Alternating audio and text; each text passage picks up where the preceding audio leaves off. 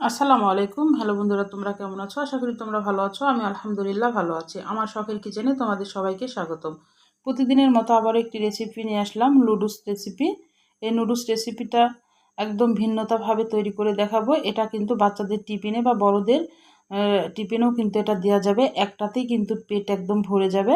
একটা মানে এক প্যাকেট নুডলস আর একটা ডিম দিয়ে কিন্তু যদি এটা তৈরি করা যায় তাহলে কিন্তু একজনের অনায়াসে পেটটা ভরে যাবে। আর একটু ভিন্নতাভাবে তৈরি করার চেষ্টা করেছি। তোমরা প্রথম থেকে শেষ পর্যন্ত দেখো। চলো শুরু করি। আমি এখানে পানি বসিয়ে দিয়েছিলাম। পানিটা ফুটে আসলে আমি এক প্যাকেট নুডলস নিয়েছি। নুডলসটা এবার পানির ভিতরে দিয়ে দিলাম। দিয়ে নুডলসটা এবার সিদ্ধ করে নিতে হবে। একঘেয়েমি নুডলস যদি রান্না করে না খেয়ে একটু ভিন্নতাভাবে বাচ্চাদেরকে দেওয়া যায়, বাচ্চারাও কিন্তু অনেক খুশি হয়ে যায় আর মজা করে কিন্তু তারা খেয়েও নেয়। সে কারণে আমি ভাবলাম যে একটু ভিন্নতাভাবে কিভাবে নুডলসটা রান্না করা যায় তোমাদের মাঝে একটু শেয়ার করে দিচ্ছি। আমার সিদ্ধ করা হয়ে গেছে নুডলসটা। এবার আমি একটা ছাঁকনিতে তুলে নিচ্ছি।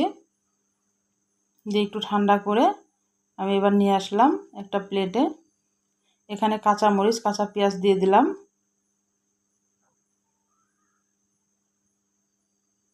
এখানে গাজর কুচি আর শসা কুচি খুবই সামান্য দিয়েছি, যেহেতু নুডলসের পরিমাণটা অল্প, আমি এক প্যাকেট দিয়ে করছি।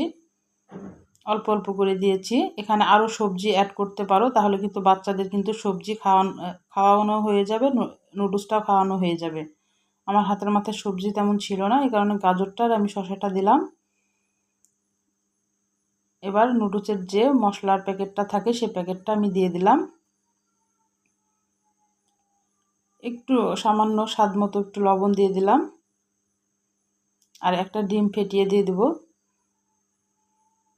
একটা নুডলসেই কিন্তু অত বড় একটা নাস্তা হয়ে গেছে। এটা কিন্তু ব্রেকফাস্টেও কিন্তু খাওয়া যায়, আবার টিফিনেও কিন্তু এটা দেওয়া যায়। বাচ্চাদের বা বড়দেরও টিফিনে এটা দেওয়া যায়। একটা খেলেই কিন্তু পেটটা একদম ভরে যায়। আমি এবার এটাকে ভালোভাবে মেখে ধুয়ে দিলাম। এবার কড়াইয়ে চলে আসলাম। পরিমাণ মতো সাদা তেল দিয়ে দিলাম, খুবই অল্প, খুব বেশি তেল দেওয়ার দরকার নেই। এটা ভাসা তেলে ভাজা যাবে না, এমনি হালকা অল্প একটু তেল দিয়ে তেলটা হালকা একটু গরম হওয়া পর্যন্ত অপেক্ষা করতে হবে। দিয়ে এবার সেই মেখে রাখা নুডলসটা আর ডিমটা দিয়ে দিলাম। দিয়ে মিডিয়াম থেকে লোয়ের মাঝামাঝি এটাকে ভেজে নিতে হবে লাল করে। এটা কিন্তু বেশি ছড়ানো যাবে না, একটু মোটা পুরুলভাবে এটাকে বসিয়ে দিতে হবে। আর চামচ দিয়ে কিন্তু এটা নাড়া যাবে না।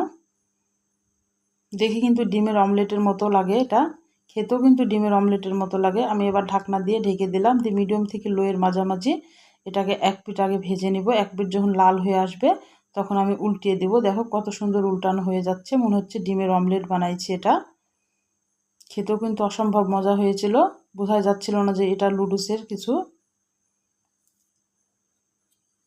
এবার আর এক পিঠও ওইভাবে ভেজে নিব লাল করে। আমি আবার একটু ঢাকনা দিয়ে ঢেকে দিচ্ছি। আমার দুই পিঠই হয়ে গেছে। আমি এবার কিন্তু তুলে নিব। আমার রান্নার যদি কোনো অংশই তোমাদের ভালো লাগে, প্লিজ আমার চ্যানেলটাকে সাবস্ক্রাইব করে দিও, একটা লাইক দিয়ে রান্নাটা দেখা শুরু করো, ছোট্ট একটা কমেন্ট করে জানাই আমার রান্নাগুলো কেমন লাগে। আর পাশে থাকা বেল আইকনটা প্রেস করে দিও, আমি যখন এরকম নতুন নতুন রেসিপি তোমাদের মাঝে হাজির করব তোমাদের কাছে যেন আগে নোটিফিকেশনটা চলে যায়। তোমাদের একটা লাইক, একটা কমেন্ট আমাকে অনেক উৎসাহ করে। দেখে বুঝতে পারছো, মনে হচ্ছে না যে এটা নুডলস রান্না করা, মনে হচ্ছে ডিমের অমলেট বা ডিম ভাজা। এটা তাই মনে হচ্ছে।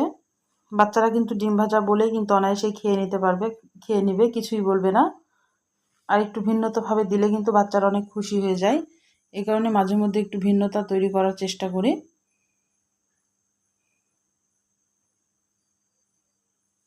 এটা বড়দেরও কিন্তু অনেক পছন্দ হবে। আমার তো খুবই ভালো লাগে এটা খেতে।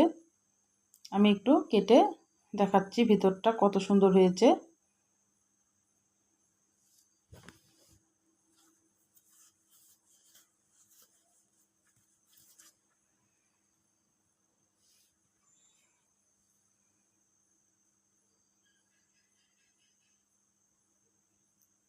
দেখো ভিতরটা কত সুন্দর হয়েছে, একদম অনেক সুন্দর হয়েছে। তাহলে আজকের মতো বিদায় নিচ্ছি। তোমরা সুস্থ থাকো, ভালো থাকো।